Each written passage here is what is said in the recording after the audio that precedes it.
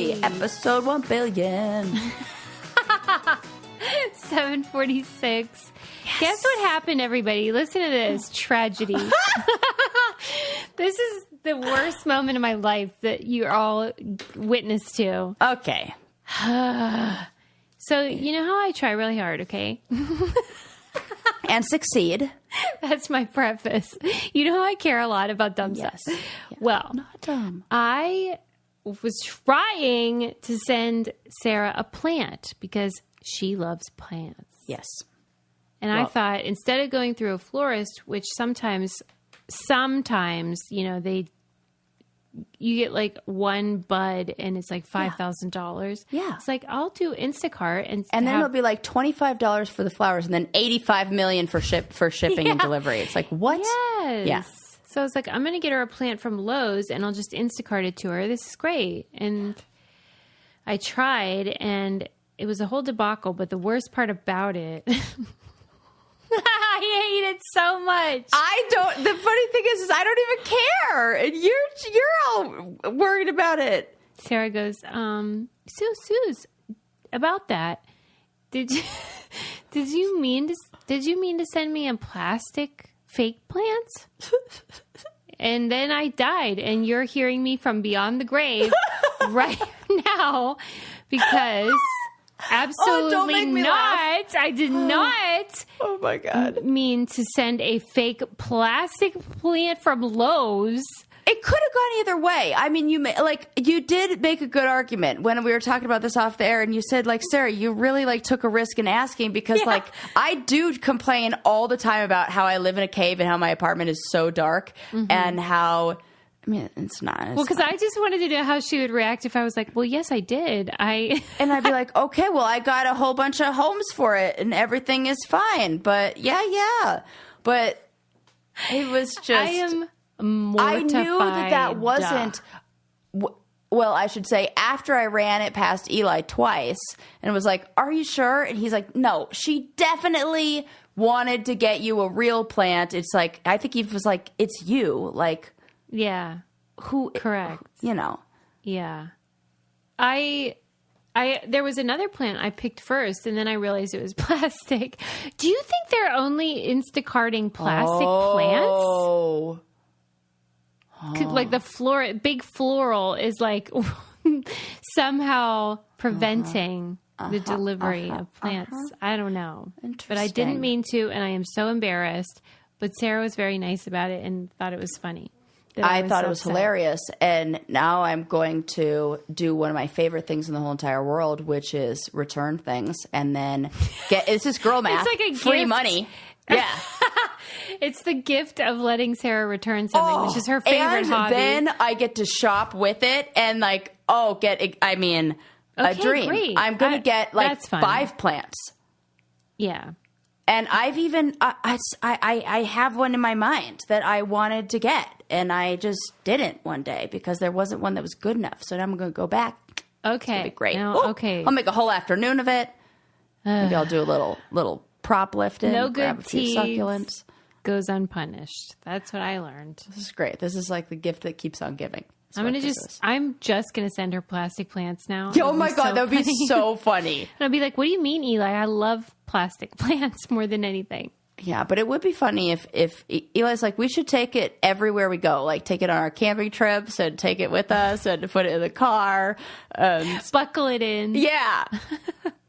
So maybe we do get a little one and just take it. God like, I want a travel plant.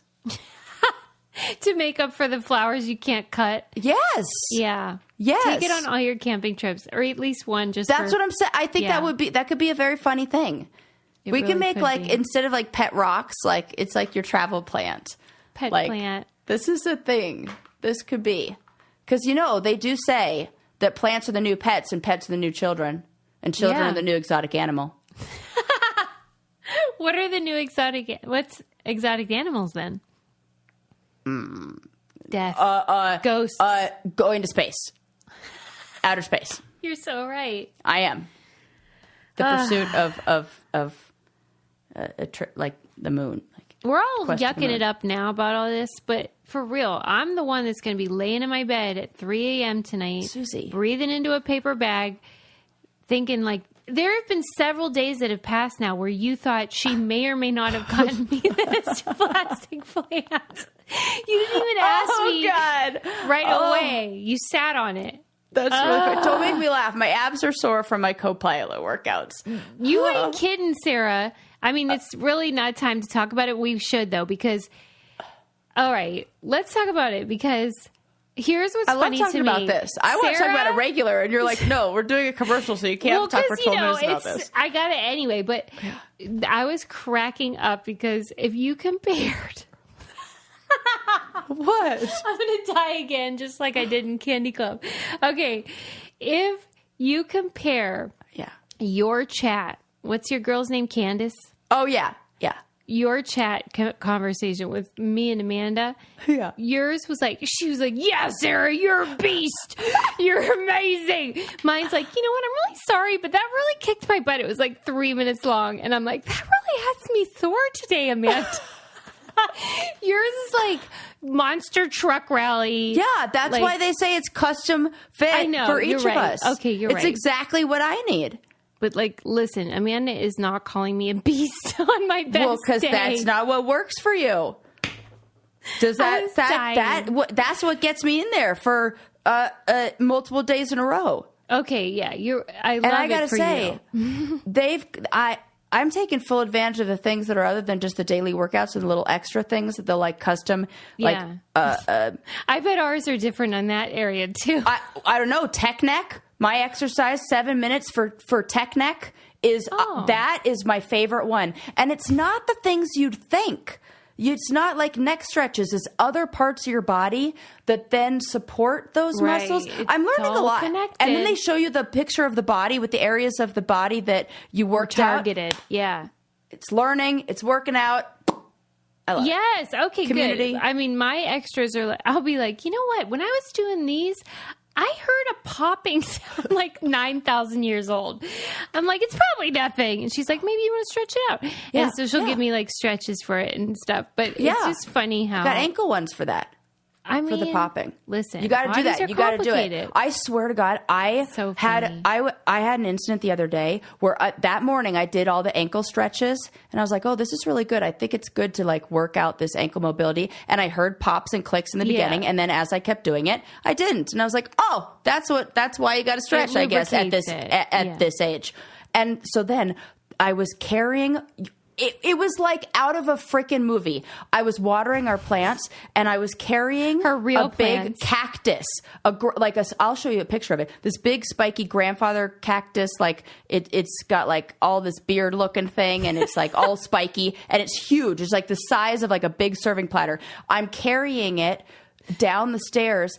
I don't see. It's so big that didn't see a step. Oh no! And I go to take a step where I think there's going to be floor, and I step off the step, land on my ankle, and in that moment, I was like, oh my fucking God, if I didn't do those ankle stretches, and I swear that was like a miracle, because I would have face planted into a cactus. It's a cartoon. It was. Level. That's what I'm saying. I was like, I could not believe the order of operations that just 2 hours earlier, I was stretching out my ankle going, yeah, I should do this so that I don't have an injury. And then did that. Oh my God.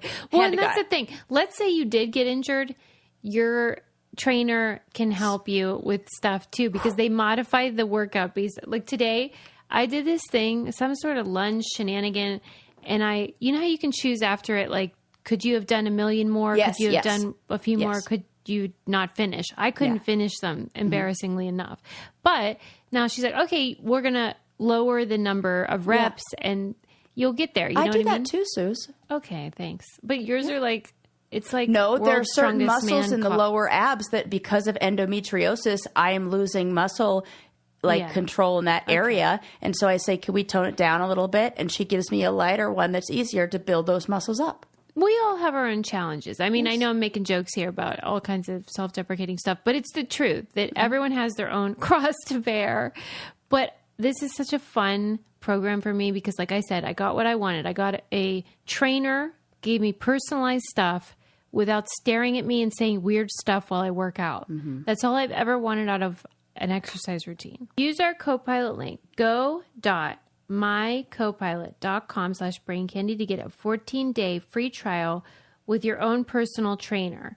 The link will be in our show notes as well and on the candy code section of our website. So that's go.mycopilot.com/braincandy, but you will see it in the show notes and on our website because that's hard to remember. Yeah. But I know we talk about this too long and people are probably irritated, but it's because there's a lot I'm to just cover. glad it's not just me this time because I was like thinking about it. I'm like, Susie's gonna be like, Sarah, you talk way too much about it. But this is like, It was also life-changing for hilarious me. stories. Like, I was going to tell you the story about me stepping off of that step and damn near rolling my ankle and falling into a cactus.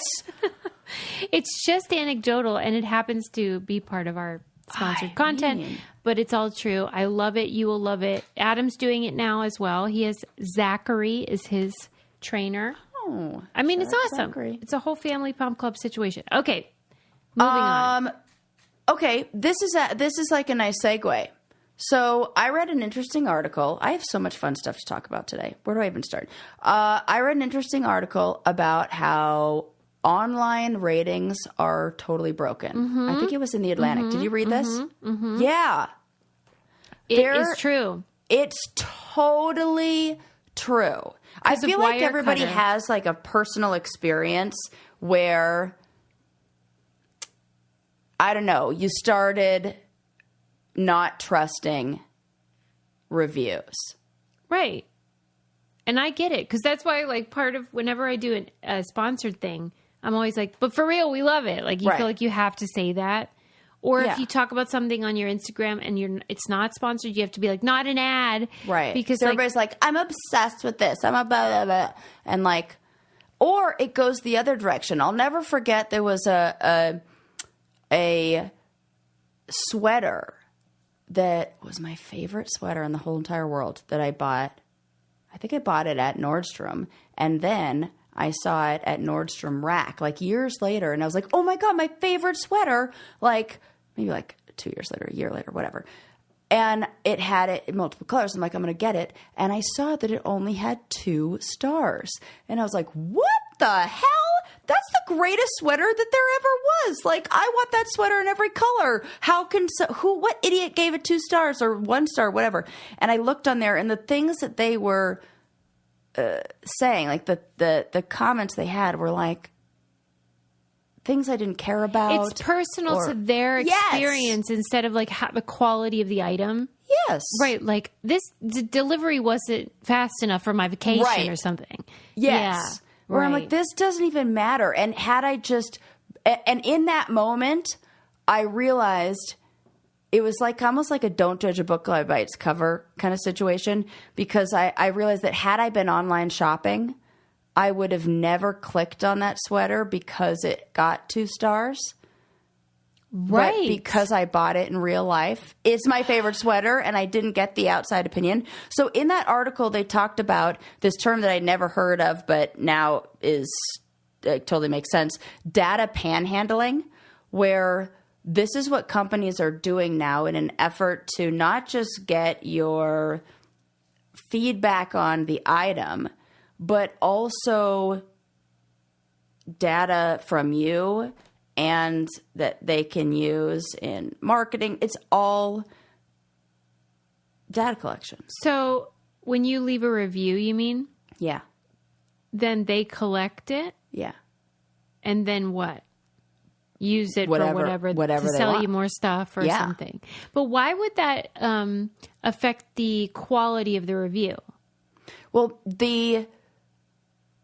even in the article, there were some people that go to extreme measures to even obtain reviews. Like one person was saying that they bought some item and then got like 4 emails about leave a review, leave a review, leave a review. And they were so bothered that they did leave a review, but they left a review saying, I was upset about how much they tried to reach out to me. And because companies are relying on those customer feedback surveys instead of paying for like quality control. I didn't even think about that part. Like they're making you work so they don't have to hire somebody to do it. Okay. But in that article, didn't it talk about like how the company Wirecutter, which was eventually acquired by the New York Times, used to be this reliable tech, like almost like a Consumer Reports, but for specifically tech. And then ever since the New York Times got it, it's gone downhill. Yeah. But they were sort of arguing that part of the reason, though, is because all TVs are great now. Like, technology is so good that really isn't a big difference between like a shitty big screen and a great big screen. They're all great. I feel like it's the problem is also in the solicitation of the reviews. Okay. Because then you're really not getting an honest, like when I or my ex left that review of the pool company. Yeah. It was completely voluntary and propelled by your own feelings. Correct. Yeah. That sort of like, leave a review. That I see. It feels gross. It feels, and in the art, they said that it imposes our time, but also impinges on our autonomy. And then it makes us justify our feelings, which makes us feel really weird. Like, did this bed sheet set make you happy? Like, and we don't. They're putting too much on sheets. Too much. Yeah. Who gives a fuck? Like, I just want to go and buy it, and that's it. And I, it's hard to trust reviews too, because so many people are like a lot of the Amazon ones. People are just given things, and then I feel like there's an incentive to leave a positive review. It feels like fake. there's no right answer, though, because you know how on Rotten Tomatoes they have the audience score and the review, the critic I love score. that they do that. I love it too, but typically they I don't know, maybe just culturally we think the audience score is more important because critics have all these number one, critics there's are dudes. white and men and whatever, but they know more about film, so it's sort of like. Is there any value to like a professional, you know, those guys that go into restaurants and they're like the secret critic guy? Yes. Is there a value there where that's their thing and they know what's good, blah, blah, blah? Or is it putting too much on one person? Not with taste. Yeah. Not with things that are, I think that you could objectively say, is a pool company good or bad, but you can't say, is my pool leaking or right. not? Like, right. did they not, it's almost like Consumer Reports. And that's what I think Yelp was supposed to be in if not like everybody rates everything and like, was this like not up to my exact interest? I read a really funny article, and not funny, but like informative also, that said, actually it probably wasn't an article. It was like some guy's Instagram post probably. And he said the best Chinese restaurants are the ones with 2.5. I think it was like 3 stars. Because they're like authentic. Because the people who are scoring it low for things that are like cultural or like the waiter didn't come refill the water or they were rude to me. And it's like, no, they weren't. That's okay. Like, and so you want one like that because that means the food's could be really good. But yeah, there's a whole article about that. I do think it was an article now that I think you got to filter things through the lens.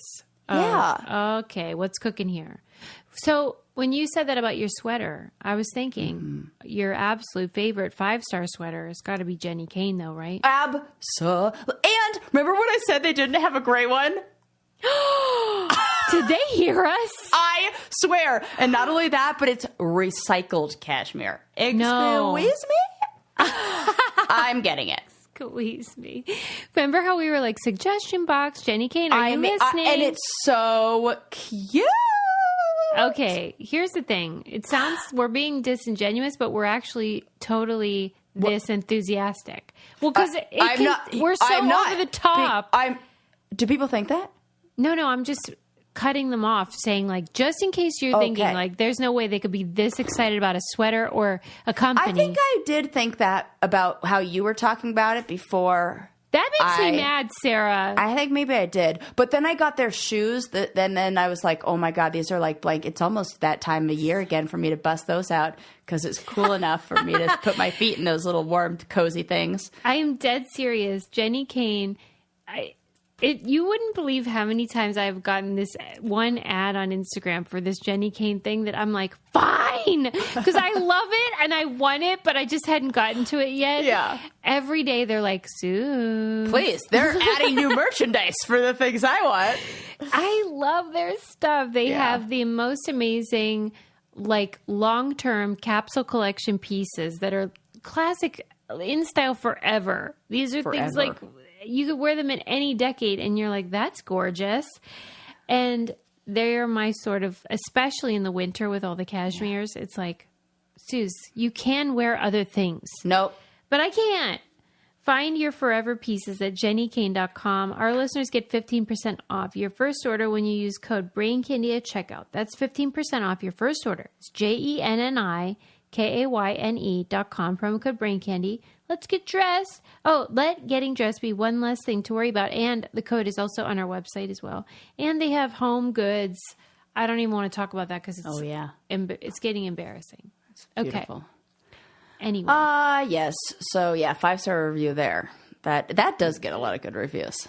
Yeah, No and it should ones. because high quality luxury BBB. Yeah. But it's really the I remember I got a little card in an Amazon thing I purchased. It was something electronic. And there was a card that said, leave a review and you'll get $20. I did that. Guess how ask me if I got a gift card. No, I did not. And then I emailed them. I did it twice. I emailed them twice, like, hey, just following up on this. I left and I did, and I was like, I think they're like, I was, sucker. yeah, right. And then I noticed a thing where I'll see reviews for another product that's not what the item listed is, where it feels like they just like it's anarchy, Wild West in there. Yeah, it's getting not good, and I'm not into online just ratings. buy brain candy stuff. Listen, yeah, that guaranteed. Great, it is. Yeah. And I would love it. If any of you have a problem with any of our stuff, come to me because I'll be like, are you sure? Because we tried. They're the best. Quality control. For real. No doubt. Yeah, that is true. Okay, this is another thing that's kind of like in the same, I don't know, genre, sort of. Okay. Okay. What were you saying? No, it's the wine. Go ahead. Oh yeah. I'm getting frisky. Woo! I love it. Okay. I'll save it. It's similar that I think it was also in the Atlantic that was on the problem with blurbs in literature. I saw the headline. I'm dying to know because they're meaningless, right? Well, they've gotten to a point where they're totally meaningless. Would you, like, what is your feeling? How do you feel about a blurb? You're going to buy a book and do you take the blurb into... I would love to know that as I'm going to write that down, as a poll. Do you... Does the blurb influence... Okay. She knows how... like an academic, she could put that into an actual question. The blurb itself, what it says, means nothing because they wouldn't put it on the book if it weren't glowing. I know what you're going to say. If you're going to say it, then... But the name... Yep. Does. You just summarized the entire article. It's true. Yeah. And doesn't it affect... If let's say my favorite person, who is Arnold, is like... Yes, this person knows what they're talking about diet or fitness or whatever. I'm going to be like, well, great. I'm going to read it.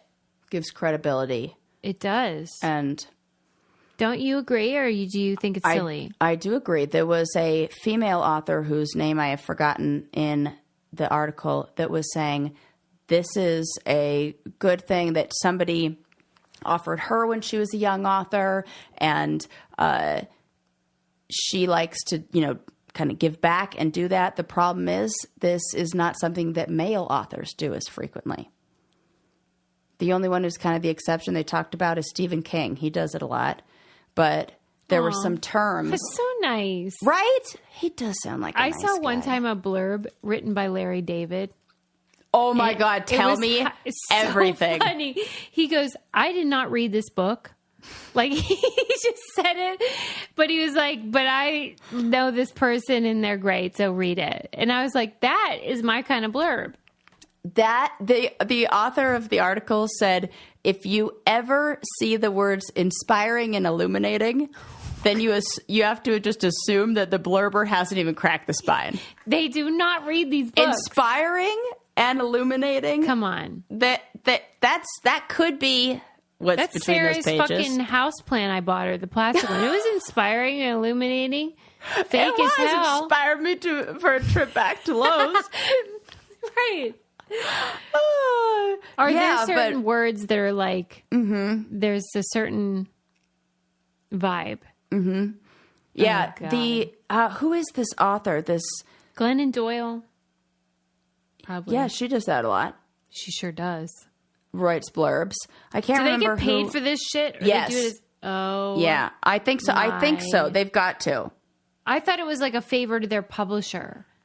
I mean, it could go either way. They didn't say, I didn't see that part in the article. It did say, this woman said that there was this golden generation of novelists in like the nice. let me finish.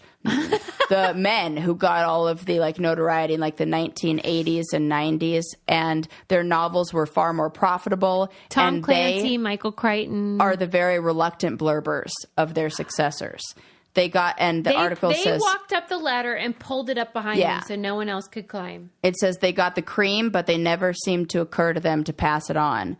That's what this female author, whose name is not, I can't even find as I'm looking, said. Yeah. That's gross. Mm-hmm.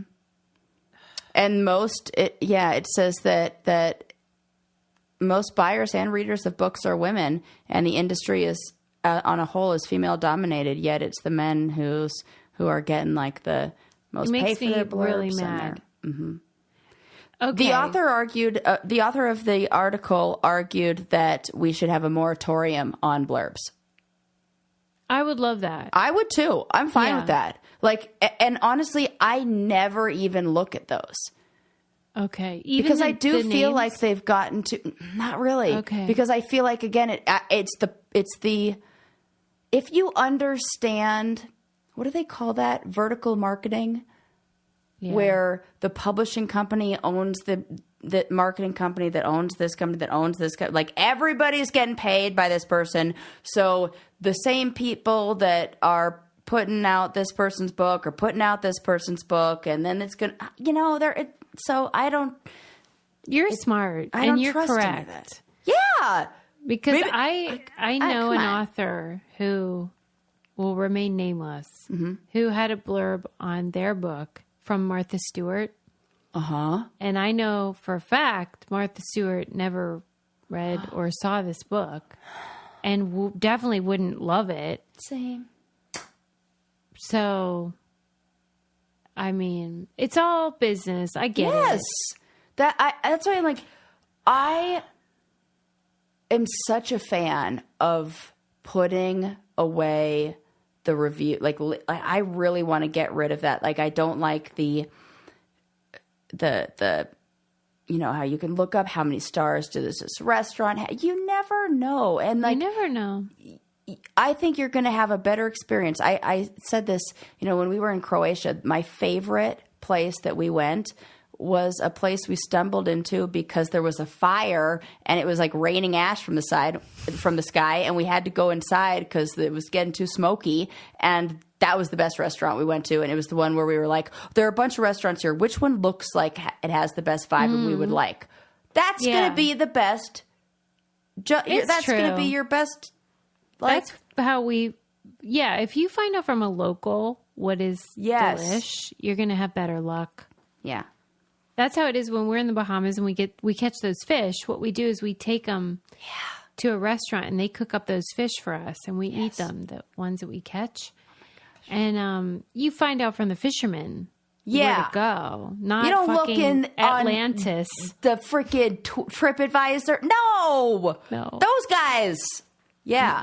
I bet when you were in Croatia and it was like everything was on fire, did you feel like, thank God I have Lumi? Well, I was sweating. That's for sure. Not a lot of places had air conditioning. Seriously. When Sarah asked me about my trip, I was like, I'll tell you what it was. Hot. Yeah. I did something that you are going to be like, that should be something you've definitely done before. I don't understand why, as an adult, you're admitting this. I used up my entire thing of deodorant before I lost it or misplaced it. This is the first time in your life? I was like, oh my God, I'm out. I gotta you thought restock. They were like unlimited. It's, it's kind of like getting to the end of a chapstick, which I guess is easier to lose and things like that. But I'm often like, it dries satisfying. Out, or I'm not using it enough and I got to like throw it out. This one never dried out on me. I used it. That is really enough. Impressive. You know what I mean? I'm very proud of you. Like I was like, oh my gosh, look at that. I used it all up. Time to get a new scent. I'm Sarah going with the Alpine one this time. A long-term relationship with Lumi deodorant. And that is exciting. And so is the Butler family, including our preteen, which I say no more. You know what I mean? But the best part is, and Sarah always reminds me of this, it's not just for under your arms. This is for any part of your body that is stinking up the joint. And so your feet, your thighs, your boobs, your butt, I don't care where you put it. Yeah, definitely the balls. The balls, if you stink, Lumi's the answer. And Adam and I today were listening to some of our TikTok clips that we're creating. Yeah. And one of them was the Bruce Lee ones about how he had his sweat glands deactivated or whatever removed. Deactivated. Sweat glands deactivate. Removed. Yeah. Yeah, and how I said in the episode how important it is to sweat. And that's something that I noticed. Now, this is not an antiperspirant. It's a deodorant. Yes. So you're still sweating, which is what your body is designed to do. And I'm like, when you sweat, you actually feel cooler. Yes. When it's 10,000 degrees outside. But it's not. You're not stinky and disgusting. Right. You smell like a delight. Yes. In my case, toasted coconut. Yes. Anyway, they have a deal for you all. Please do this because you all stink and you know it. As a special offer for our listeners, new customers get $5 off a Lumi starter pack with code BRAINCANDY5 at LumiPodcast.com.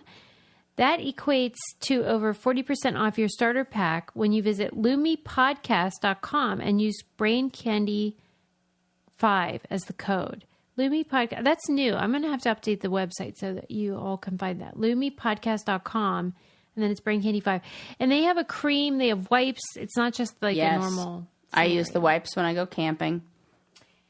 They are handy as heck. Okay. Yeah. Sorry. What's up next? What do I want to talk about next? Okay. Did you see? Yeah, no, go. Remember how I was like, it's the wine talking? Yeah, I just want to say, since we are your number one podcast for your number twos. It's been a minute. Okay, yeah. Did you hear about the plane? Mm-hmm. Could you imagine? What happened on that plane? Susie is talking about the plane that had to get rerouted and like land from Atlanta to Spain. It had to turn around and go back to Atlanta because what? The diarrhea was a biohazard. Some person. Mm-hmm. And I'm not joking. This is what the pilot told to like whoever they talked to. Ground control. Ground control to Major Tom. They were like, somebody diarrheaed. They used it like as a verb. Diarrheaed all over the plane. Like the diarrhea was everywhere. Over? Not just in the bathroom. It was everywhere. Like they probably left their seat. God. God. And then diarrhea. What is happening? And you're trying to tell me this is the first time this has ever happened to you? Because if it's ever happened before, why aren't you wearing a diaper? Oh, God. Was this an elderly individual? They did not say. But if it were, I think the elderly person would know and they would wear a diaper. I think Yeah, this is they some would. sort of drug or alcohol. I really hate that then. Yeah, like it's something that they never have endured before. Okay. Oh, Lord. DIA. Tapas don't do that to people. Like, For real. I've never heard of this. God. Where you're just spraying okay. explosive DIA. Not from a human, but from an animal. Let me tell you, Susie, I had an experience.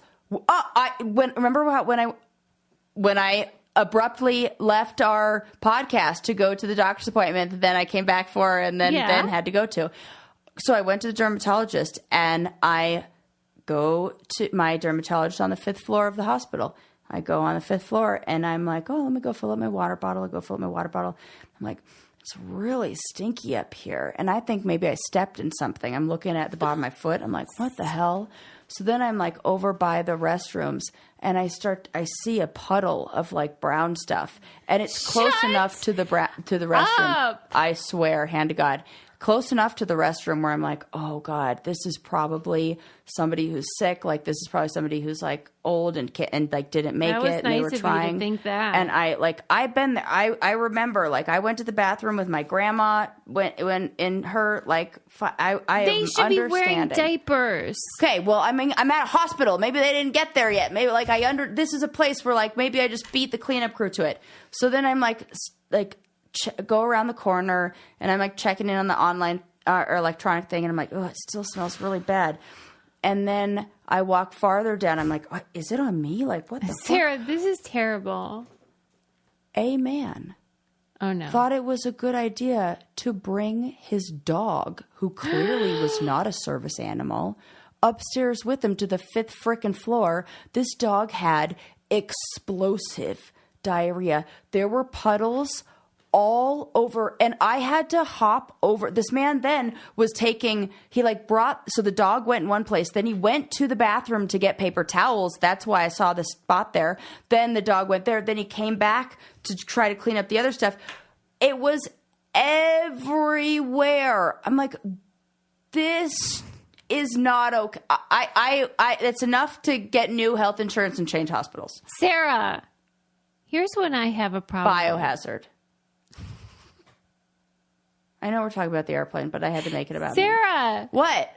I feel like what part of you thinks I should not call Susie right now to tell her this story? I was very close, but I didn't want to like shame the man who was cleaning it up. Like, there but he should have should been be shamed. footage, pictures. Yes, you're right. You're right. You're like, right.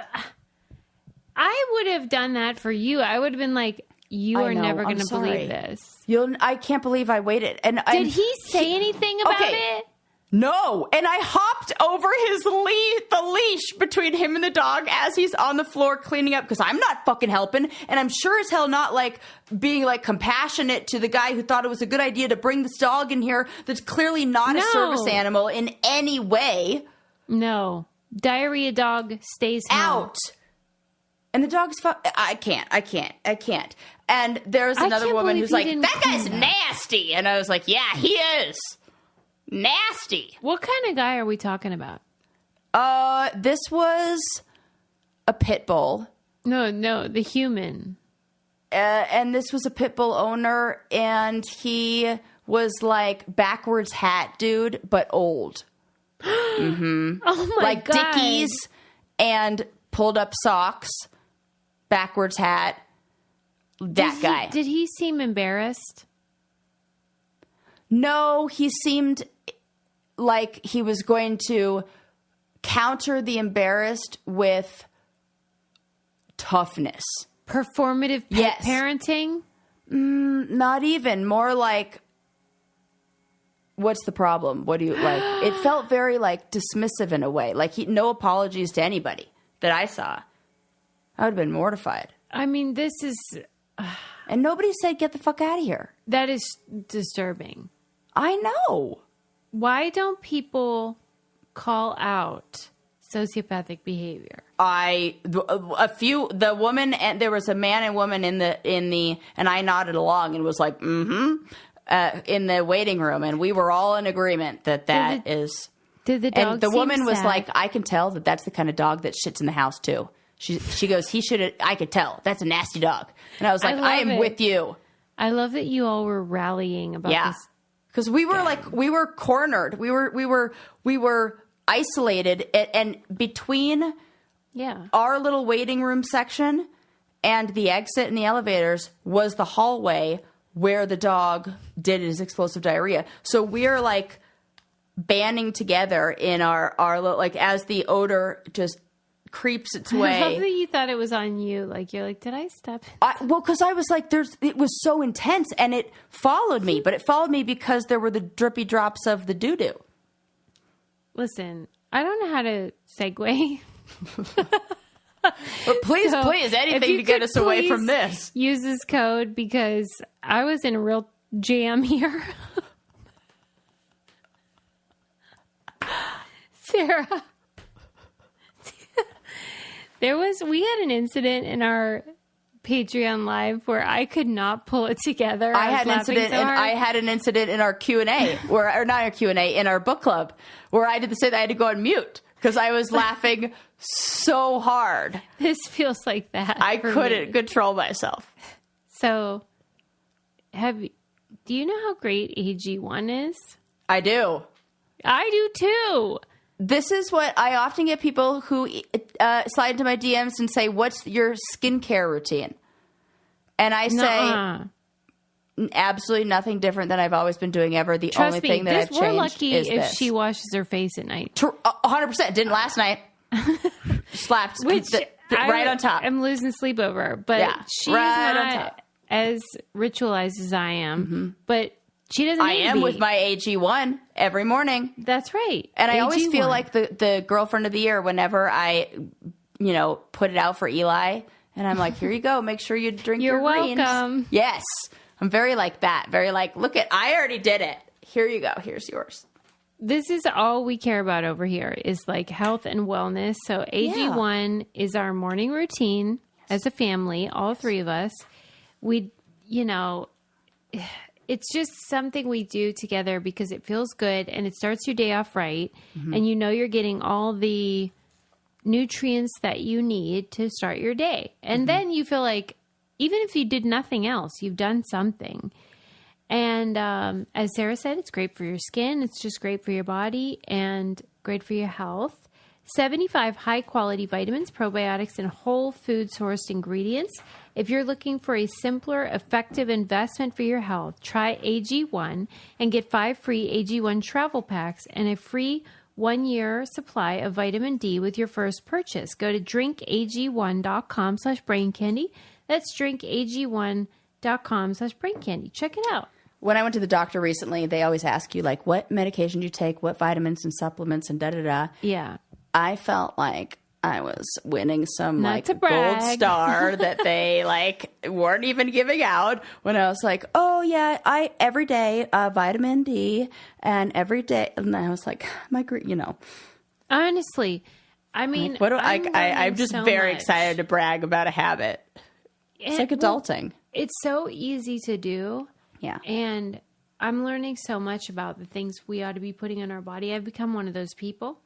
And so to find something that makes it easy, I am thrilled about. Yes. Anyway. Okay.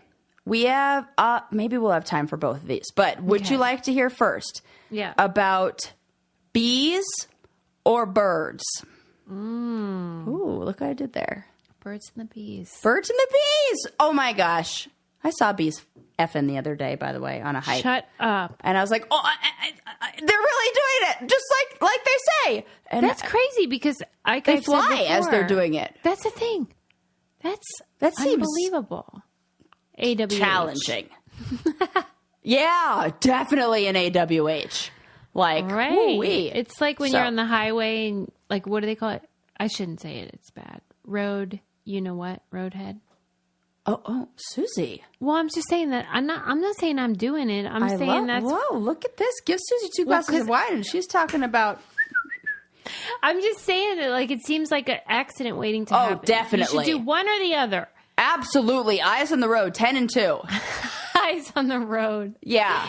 But for real, don't you feel like this sense of, like, they call it the birds and the bees, but I don't know how either one of them do it. Yeah, and it's like in the air flying. Well, we should know more about this, and maybe knowing more about bees. It sounds like you want to know about bees first. Okay, go ahead. We're going to go with bees. So the story starts in Slovenia, where beekeeping is a part of the national pastime, so much so that UNESCO has even named them like beekeeping is like they're like the beekeepers of the world. That's or so something like that. nice. It's wonderful and amazing in so many ways. But there is a hotel that in 2015 was like, we're going to go all eco-friendly and we're going to be like a green hotel. I and smell trouble. we're going to put beehives on the roof. Like we're going to do our own beekeeping. And so they hire somebody who's like a beekeeping consultant to come out and like, make sure it's all eco-friendly. And the reality is we do not need more bees. We are the beekeeping that places are trying to do, the big like companies or these hotels or like the honeybees. Honeybees, they're fine. Are you serious? There are over 20,000 different species of bees, and there are only 7 that we're really familiar with, and those are like the honeybee kind. And most bees don't even live in hives like that. They live in the ground in like little nests, and they're the real pollinators. They're the ones who are pollinating the fruits and the vegetables. And so there's a huge misconception about what bees we actually need to save. And there are more honeybees. I can't believe it. This is like the best. Honeybees are controlled in the same way that all commercial livestock is controlled. So it is not honeybees we have no problem with. It is a misconception that they're in danger. Yeah, that honeybees are in danger. There are many bees, wild bees, are struggling, which is why a wild bee? They're the ones who pollinate all the flowers, and the ones that don't live in those like hives and don't live in like the Where regular do they like live? honey, in little nests in the ground, in little they are trouble. Those ones. Yeah, and there's 20,000 different kinds of them, and we're protecting the wrong kind. So now, and I think you mentioned this years ago in an episode on the podcast. You said About the maraschino cherries. It was like the beekeepers are saying we don't need any more beekeepers. Yeah. That's what this article was saying Yeah, too. it's like, what are they And I talking even looked at about? the date, and this one was like from this month. So I'm like, no, I know it wasn't like the one Susie talked about, but like they you need to were be more talking about like the specific. seeds of this a long time ago. Like, they need to get these campaigns. I guess they know that people can't keep up. Well, and they say it's like not as like a marketable and like sexy of a bee. Like nobody wants to keep moths, and nobody wants to keep like So bees in the ground. Like that's not, Yeah, 'cause that doesn't they look seem cool. Like trouble, those ones. Yeah. And well, because they're running out of food sources, and those are the things that we really need to be protecting. And the article said that the best way that we could protect those, and the best thing that we can do, is plant flowers and trees. Okay. This was after I had decided I was never going to be a wildflower picker ever again. And now this is even furthering, like validating that decision for me, and like confirming that we should not be. There are bees we do need to save, because in my mind I was like, fucking honeybee, they're everywhere. No, they're different. That was ignorant of me. Okay, well, what can we do to help, though? Just plant trees and plant flowers, and Any not kind like do that thing where you're like, oh, I want to be a beekeeper, I want to make honey, because it's actually having the opposite effect. Slovenia's production of honey, because of the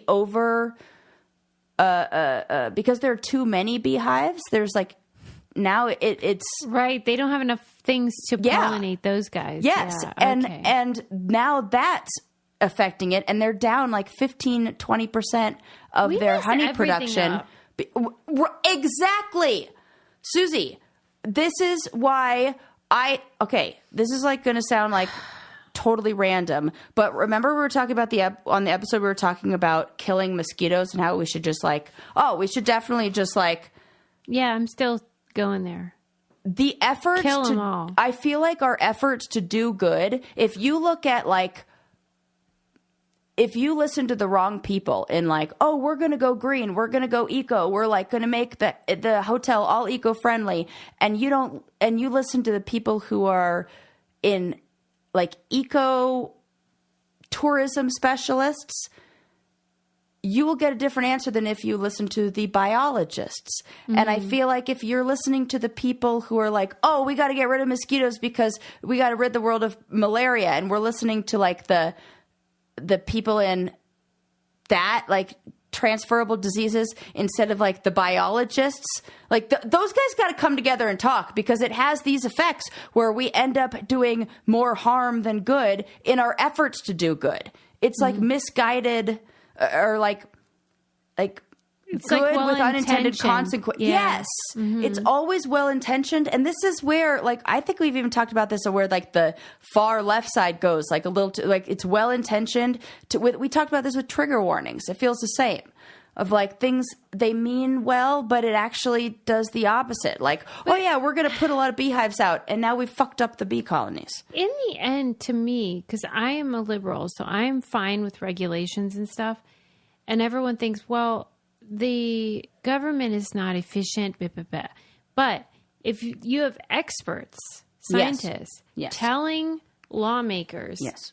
what's cooking, don't get us involved. We don't know anything. We're busy. Right. It shouldn't even be on the consumer's shoulders on like what to recycle, like looking at the bottom of things, Oh my figuring it out. God. That, don't even get me started on recycling. What It a should waste. be on the companies. Yes.